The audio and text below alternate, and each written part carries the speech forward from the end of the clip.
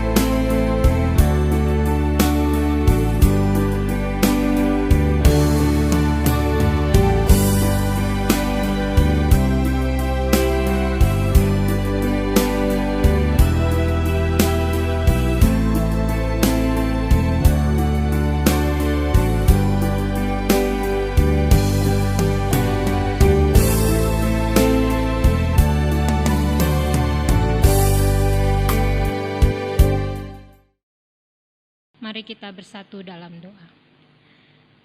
Ya Tuhan, Allah Bapa kami yang maha baik, puji dan syukur karena pada sore hari yang indah ini, Tuhan izinkan kami untuk beribadah rutin keluarga bersama keluarga kami masing-masing di rumah kami ya Tuhan.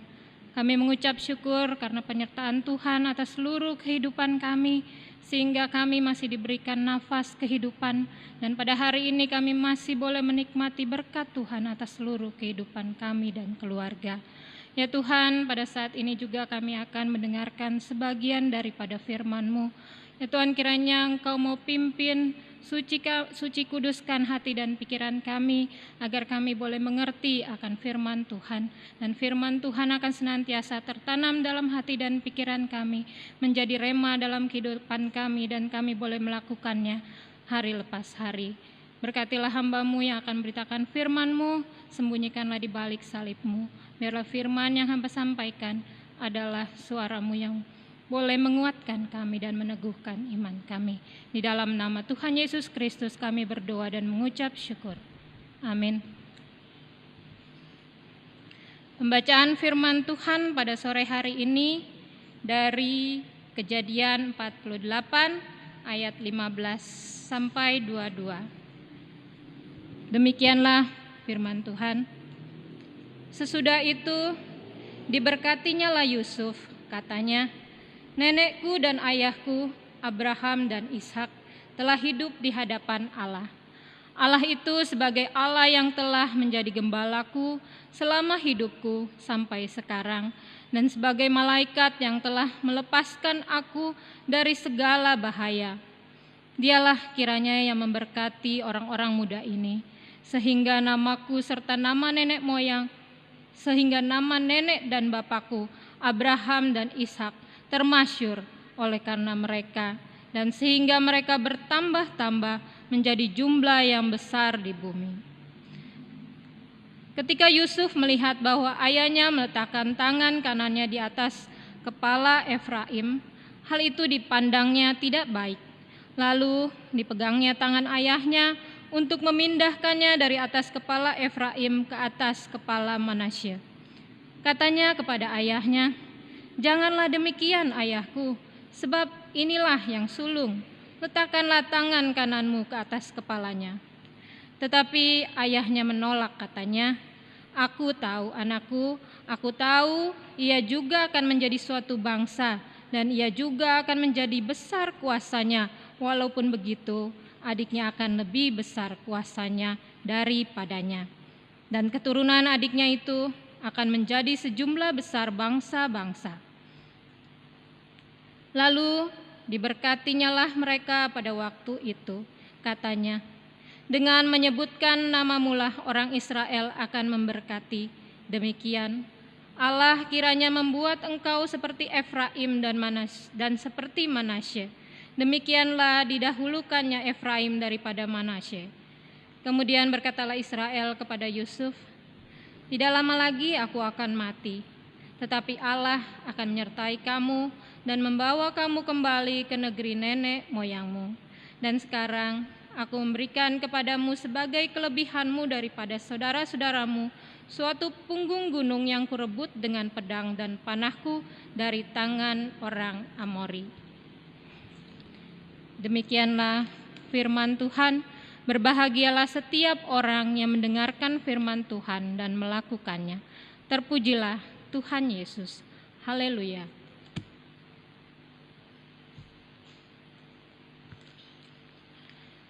Shalom Bapak Ibu Saudara kekasih Kristus. Firman Tuhan yang kita baca pada sore hari ini diberi tema kasih dan berkat berpadu. Secara keseluruhan, Kejadian 48 ini bercerita tentang saat-saat terakhir Yakub. Setelah Yusuf tinggal di Mesir, ia pun menjemput ayahnya untuk tinggal bersamanya di Mesir. Yakub masih melewati masa-masa bahagia di tahun-tahun hidupnya bersama keluarganya. Selama 17 tahun lagi, dan usianya saat itu telah menginjak 147 tahun.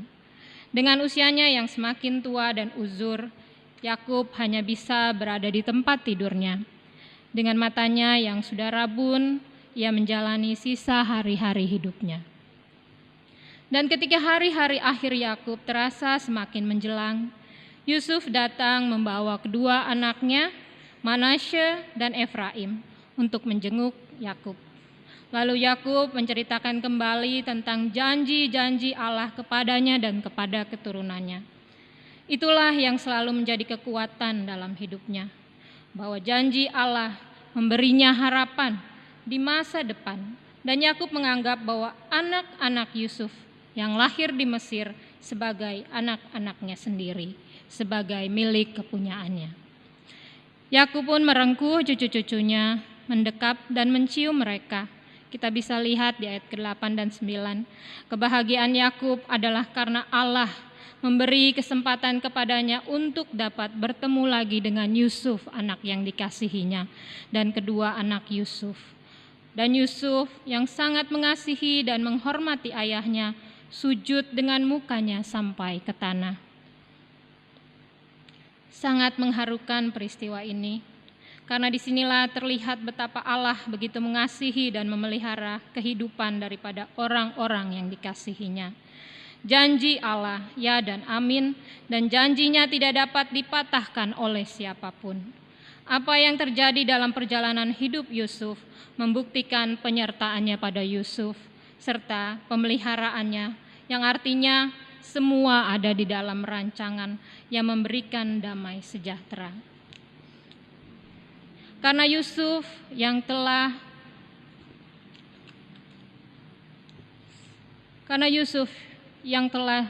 sampai lebih dulu di Mesir, maka ia juga telah menjadi kepercayaan Firaun dan ia telah menjadi orang nomor 2 di Mesir. Ini adalah wujud kasih Allah untuk memelihara kehidupan Yakub dan keturunannya. Dan inilah janji Allah yang ditepatinya. Betapa rancangan Allah tidak dapat difahami dan diselami oleh pikiran manusia yang terbatas. Pada saat kita menjalaninya, semua seakan terasa berat, tapi Allah akan menolong dan memampukan kita untuk dapat melaluinya. Karena segala sesuatu bila ada di dalam rancangannya, pastilah mendatangkan damai sejahtera. Ingatlah nats Alkitab dari Yeremia 29 ayat 11, sebab aku ini mengetahui rancangan-rancangan apa yang ada padaku mengenai kamu. Demikianlah firman Tuhan, yaitu rancangan damai sejahtera dan bukan rancangan kecelakaan, untuk memberikan kepadamu hari depan yang penuh harapan.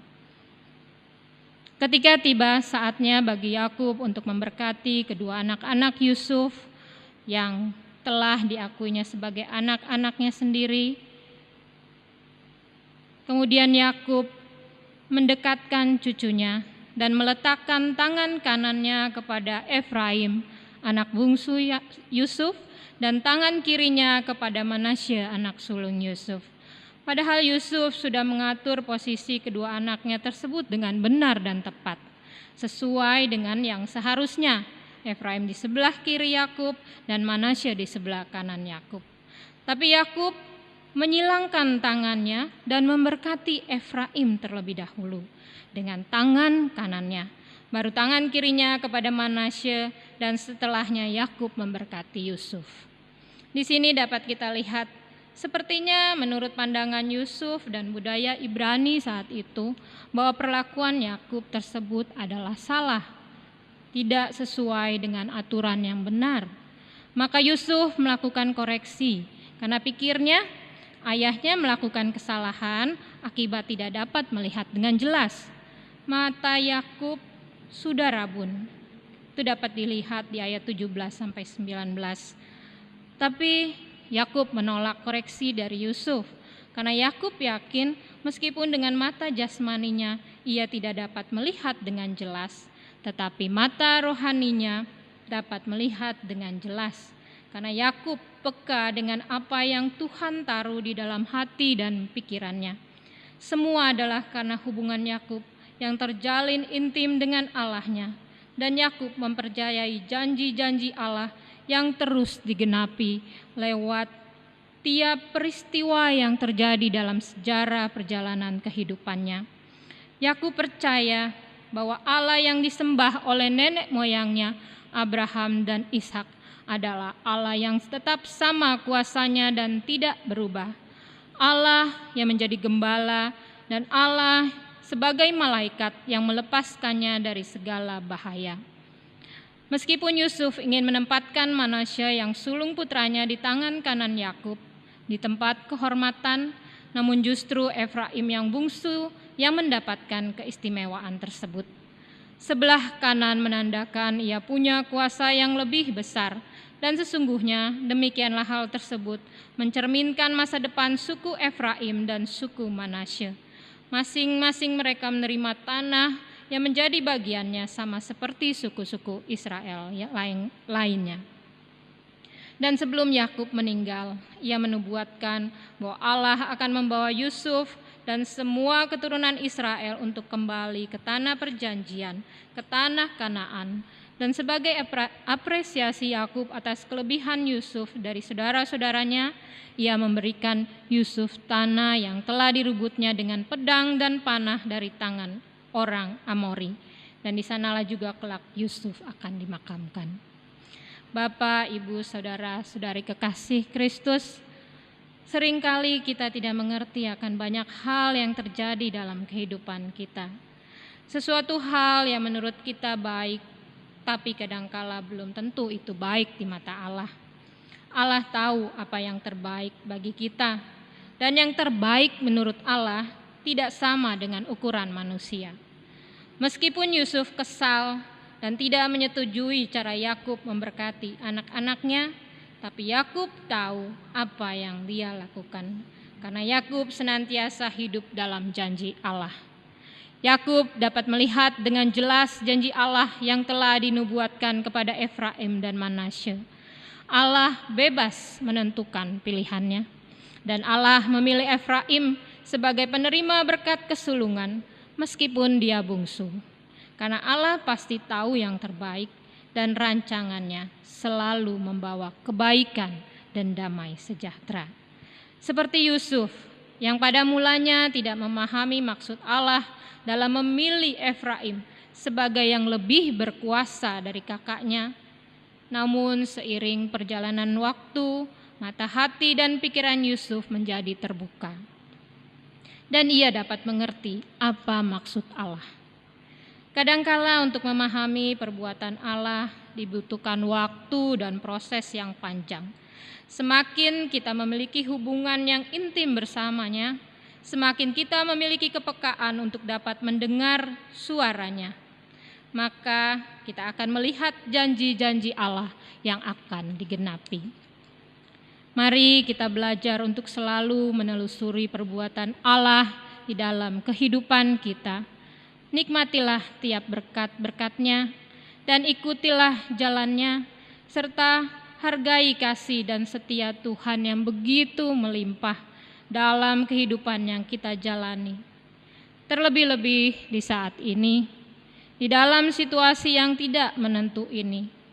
Jikalau Tuhan izinkan kita hidup dan melewati hari-hari di masa-masa pandemi COVID-19 ini dengan tetap tabah, kuat, dan sabar, percayalah, Tuhan sedang merancangkan masa depan yang penuh harapan bagi kita. Meskipun iman kita seringkali lemah dan tergerus dengan pikiran-pikiran yang semakin menekan serta menimbulkan kekhawatiran dalam menjalani hidup, bahkan rasa kecewa dan sakit hati yang seringkali hadir karena ketidakpuasan dari hasil dari jerih lelah yang justru tidak dihargai. Jangan biarkan itu semua melemahkan iman kita pada Tuhan. Perjalanan hidup Yusuf yang penuh penderitaan diakhiri dengan kebahagiaan yang tidak ternilai. Itu semua adalah contoh pemeliharaan Tuhan dan penggenapan janji Tuhan. Yusuf kehadirannya di Mesir menjadi berkat sekaligus menggenapi janji Allah bagi keturunan Israel. Allah di dalam anugerahnya tidak selalu mengamati urutan secara alam di dalam menganugerahkan berkat-Nya, atau lebih memilih mereka yang kita pikir paling pantas untuk dipilih. Allah bebas menentukan kehendak-Nya sesuai dengan apa yang berkenan kepadanya. Percaya saja bahwa apa yang dikerjakan Allah adalah yang terbaik bagi kita. Karena Allah bukanlah pribadi yang sembrono dalam melakukan semua yang telah dirancanakannya bagi kebaikan kita. Pasrahkan hidup hanya pada Allah yang Maha Tahu karena Ia selalu memberi menurut maksud-Nya. Ia tahu apa yang menjadi kebutuhan dan keperluan kita. Jangan pernah marah, apalagi iri hati pada orang lain yang menurut pandangan kita kurang pantas, tapi ternyata lebih dipilih Allah. Allah tahu apa yang terbaik bagi kita, Bapak Ibu. Ingatlah bahwa segala sesuatu adalah milik-Nya dan dalam pengendaliannya. Selalu ada maksud Tuhan dari setiap peristiwa yang kita alami dan dalam ketidakberdayaan kita sekalipun. Percayalah pada kasih dan pemeliharaan Tuhan, karena selalu ada janji berkat Tuhan yang sedang disiapkannya bagi kita. Mari kita memohon hikmat Tuhan untuk dapat memahami dan menerima kehendak-Nya dengan sikap percaya bahwa Allah selalu tahu apa yang terbaik bagi kita. Kiranya Tuhan Yesus memberkati kita sekalian. Mari Bapak Ibu, kita berdoa syafaat. Kita satu di dalam doa. Ya Tuhan Allah Bapa kami yang maha baik, kami mengucap syukur Tuhan akan firman yang sudah kami dengarkan. Biarlah firman Tuhan senantiasa menjadi kekuatan bagi kami untuk kami dapat melewati hari lepas hari di dalam kehidupan kami, terutama di masa-masa pandemi ini Tuhan. Kau tahu begitu banyak hal yang kami alami, segala pergumulan-pergumulan kami, Tuhan Engkau tahu. Kuatkanlah iman kami Tuhan, agar apapun yang terjadi dalam seluruh perjalanan kehidupan kami tidak membuat kami menjadi lemah dan tawar hati, tapi kami tetap setia, kami tetap taat, kami tetap tekun, dan tetap kami kuat di dalam Tuhan. Karena kami percaya Tuhan rancangkan masa depan yang penuh harapan bagi kami semua yang percaya kepadamu. Ya Tuhan, di dalam masa-masa minggu-minggu Pelkes ini Tuhan, kami juga berdoa buat gereja-Mu Tuhan. Biarlah gereja Tuhan akan senantiasa berkarya, kehadirannya memberikan damai sejahtera bagi umat manusia di dalam seluruh pelayanan dan kesaksian yang diberikan. Biarlah banyak jiwa-jiwa yang boleh mendapatkan damai sejahtera, mendapatkan pertolongan, mendapatkan sukacita yang berasal daripada Tuhan. Terima kasih ya Tuhan yang baik. Kami juga berdoa Tuhan buat anak-anak Tuhan, mereka yang memberitakan firman-Mu sampai ke pelosok-pelosok negeri terpencil. Tuhan, Engkau kuatkan iman mereka sehingga mereka tetap kuat di dalam Tuhan, dan kehidupan mereka boleh menjadi berkat, dan nama Tuhan dipermuliakan, dan banyak jiwa-jiwa yang dituai. Terima kasih Tuhan. Kami juga berdoa Tuhan buat bangsa dan negara kami Tuhan. Berdoa buat para pemimpin kami, Bapak Presiden Jokowi dan wakilnya, Bapak Ma'ruf Amin, beserta seluruh aparat pemerintahan kami yang tertinggi hingga yang terendah, dari pusat hingga ke daerah. Bapa, Engkau berkati mereka, Engkau kuatkan iman mereka, berikan hikmat akal budi Tuhan, agar mereka dimampukan untuk dapat memberikan yang terbaik Tuhan di dalam seluruh pelayanan mereka bagi bangsa Indonesia ini Tuhan. Jadikan anak-anak Tuhan yang duduk dalam pemerintahan menjadi berkat dan teladan sehingga nama Tuhan dipermuliakan. Ya Tuhan, kami juga berdoa Tuhan buat gereja GPIB Sola Gracia. Tuhan memberkati Ibu Pendeta Lucia Wemai di dalam seluruh kehidupannya, berkati keluarganya, berkati Bapak Wemai dan raja anaknya. Tuhan senantiasa menyertai Ibu dalam seluruh kehidupannya, di dalam memberitakan firman-Mu Tuhan. Biarlah firman Tuhan yang ditaburkan akan senantiasa menguatkan dan meneguhkan iman kami kepadamu. Ya Tuhan, berkati seluruh presbiter, berkati tim multimedia yang dengan setia selalu memberikan pelayanan mereka dalam membuat video-video khotbah di hari Minggu, juga di ibadah keluarga pada hari Rabu. Berkati mereka Tuhan. Engkau juga memberkati seluruh pekerja kantor, Engkau memberkati seluruh pengurus dan pelayan Pelkat, Engkau memberkati pengurus komisi-komisi bahkan panitia-panitia. Engkau berkati seluruh jemaat dari sektor 1 sampai 4. Engkau berkati seluruh simpatisan yang selalu mengambil bagian di dalam persekutuan bersama kami. Bapa, kuatkanlah kami semua, berikanlah kami kesehatan. Biarlah apa yang kami hadapi, kalau kami lemah Tuhan kuatkan, kalau kami sakit Tuhan sembuhkan. Dan dalam segala pergumulan yang kami hadapi, kami percaya Tuhan campur tangan. Engkau pasti akan memberikan kepada kami jalan keluar yang terbaik. Terima kasih Tuhan, terima kasih Bapa.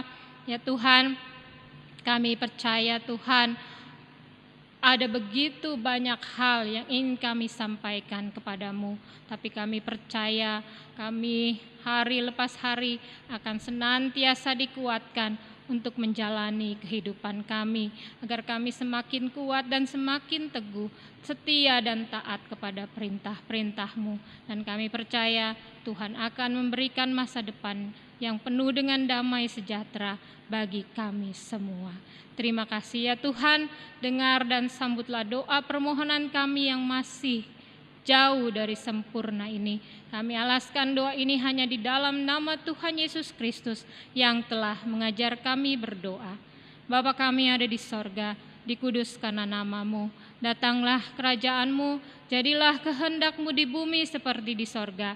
Berikanlah kami pada hari ini makanan kami yang secukupnya, dan ampunilah kami akan segala kesalahan kami, seperti kami juga mengampuni orang yang bersalah kepada kami. Janganlah membawa kami ke dalam pencobaan, tapi lepaskanlah kami daripada yang jahat, karena Engkau-lah yang punya kerajaan dan kuasa dan kemuliaan sampai selama-lamanya. Amin.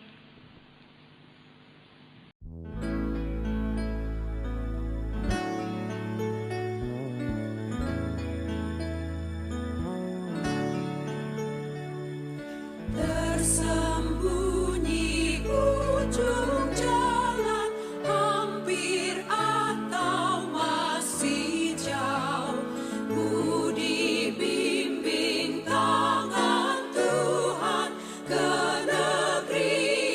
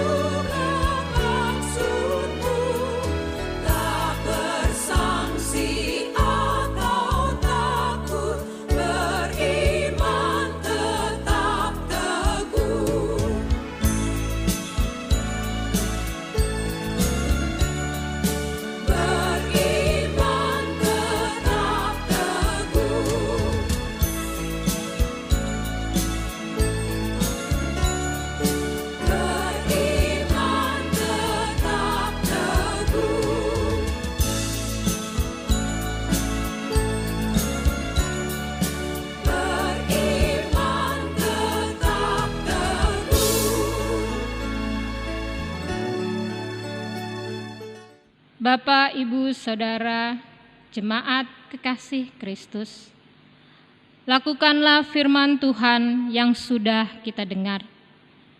Tetaplah kuat dan setia dalam pengharapan pada janji-janji Allah yang memberikan damai sejahtera serta terimalah berkat Tuhan. Kasih karunia Tuhan Yesus Kristus, kasih Allah Bapa, dan persekutuan Roh Kudus selalu menyertai kita semua dan setiap keluarga-keluarga yang ada di rumah masing-masing dari sekarang sampai selama-lamanya. Amin.